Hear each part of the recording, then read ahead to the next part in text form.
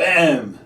Hey everyone, I'm John Harris, coming to you live from our digital studios, and this is Information Products.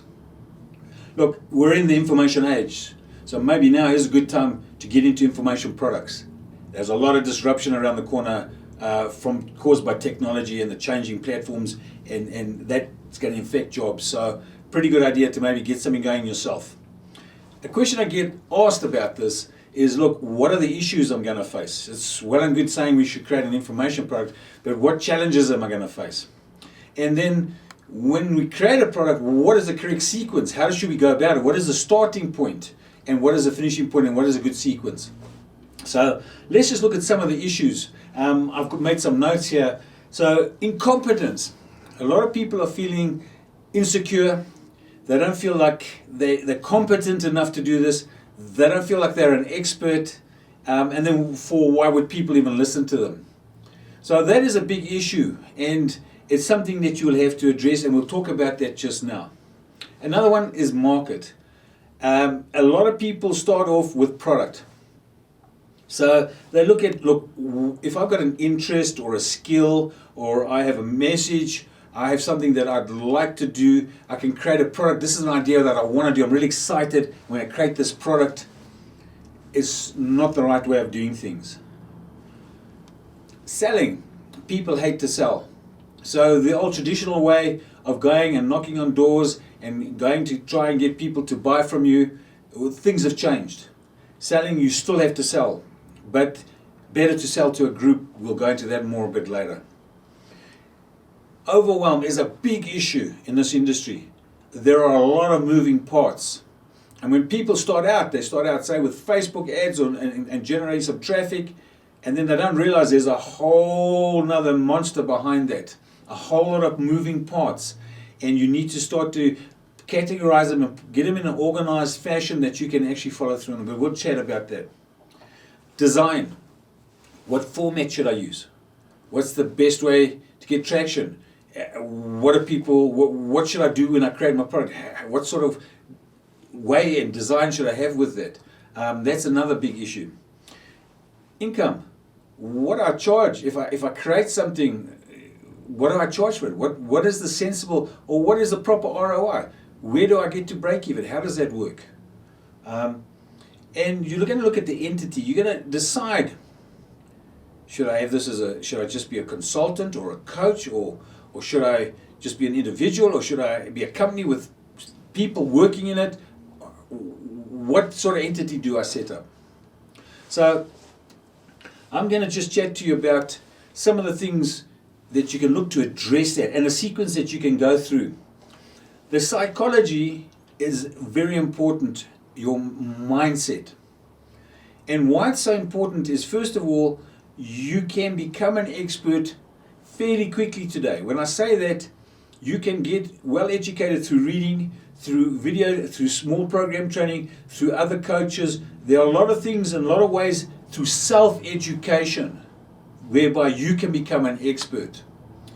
And universities and the way of studying and the old way of studying are taking too long, and they're too expensive. So the new self-education through the knowledge industry in the information age is going to start to ramp up ever more increasingly into an exponential explosion. So that is why the psychology is important, because not only can you become an expert, but a lot of people are going to understand that it does take time. I mean, if you go to the gym, you're not going to walk out like Arnold Schwarzenegger after one session. You may have different goals. You may want to just shape up. You may want to lose weight. Or you may want to actually do bodybuilding. Depending on what your goal is, and it's not going to take a short period of time if you want to be like Arnold. Okay? So if you want to be really good at what you do, it's going to take some time. Be prepared to get through the barriers that you're going to face. You're going to go through a very vertical learning curve. You're going to grow.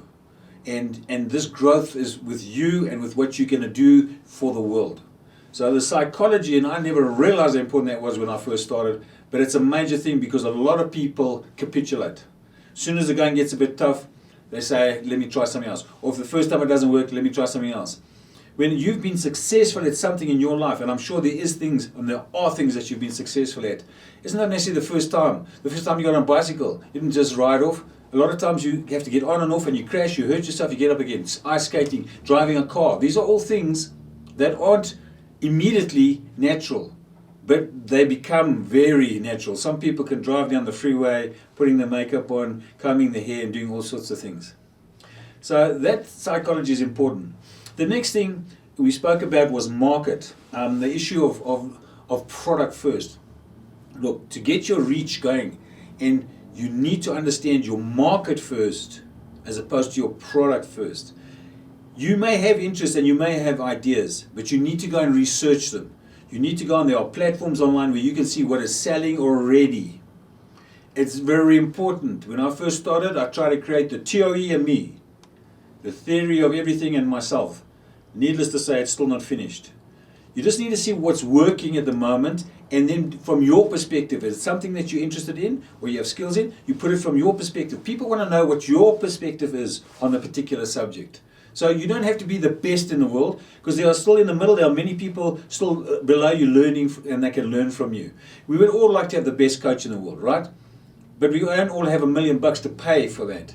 So there is an incremental growth. And sometimes these guys are so far ahead of us, it makes us despondent trying to learn what they know. So being in the middle and being wherever you are is very important.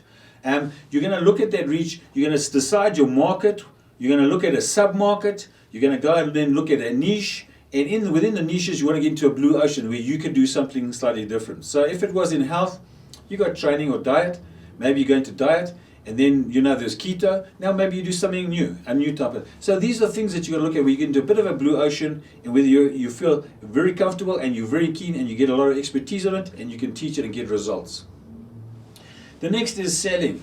You need to have an offer, and let me tell you, it's the starting point really is with the offer, because that in the end is what you're going to be doing. You're going to be giving an offer. If you create your offer first, and you've done your research, you know what you're in a good market, you're in a good space, and you can create an offer what you're going to actually sell. If you can frame that in the correct way with the correct heading, the subheaders, the sales message that you're putting across, and decide on the right media and match your market, that is the critical step that makes success, and it takes tweaking.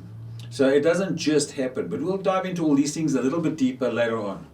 The next thing to overcome overwhelm is you actually need to do delegation. I can't stress how important this is. For me, it was a real aha moment. I tried for years, in fact a decade of mine, to do every single little thing myself.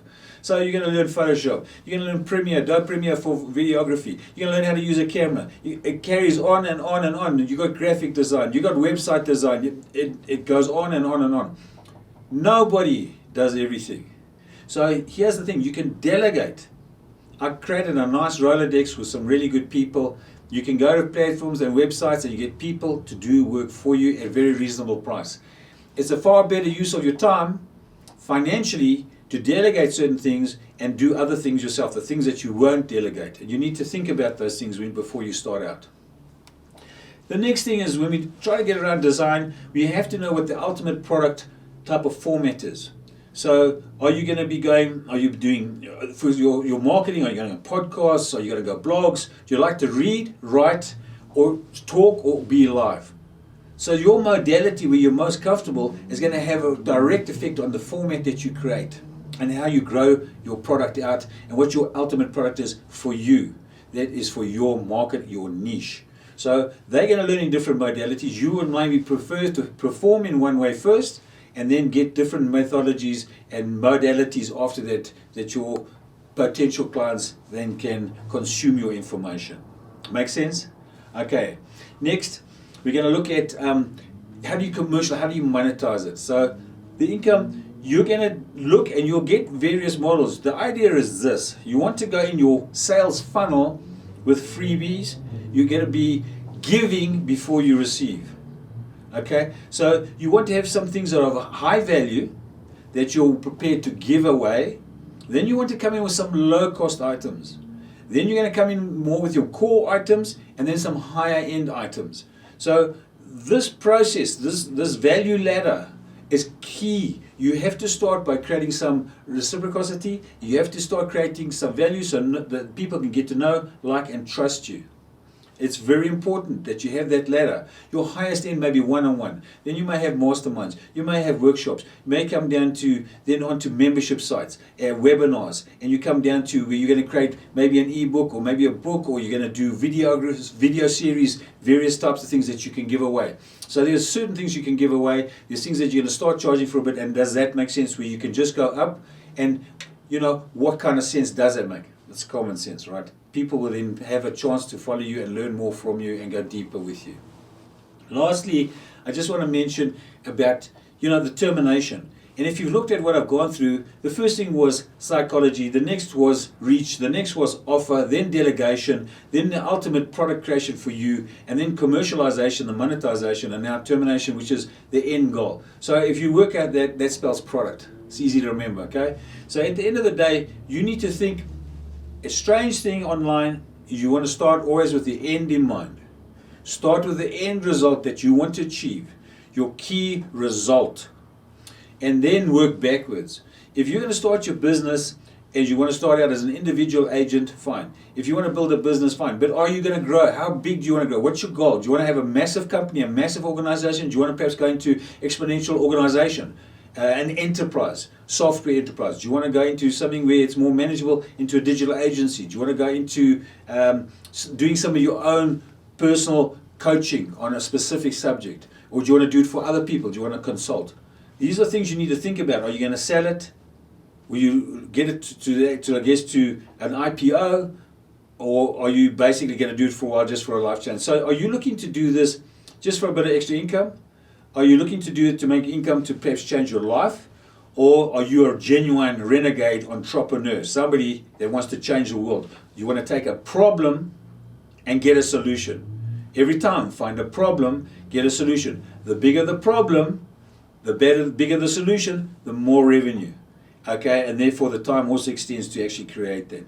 So these are a few things for you to start to think about, and we will start to dive into each of these modules a little bit deeper and give you a little bit more insight. And as usual, I hope to see you in the next episode. Again, I'm John Harris, and thanks for watching the video. Please, if you enjoyed it, if you liked it, just click the like button. If you haven't already, subscribe, and perhaps go and look at the other videos if you haven't already seen them. And I will see you in the next episode.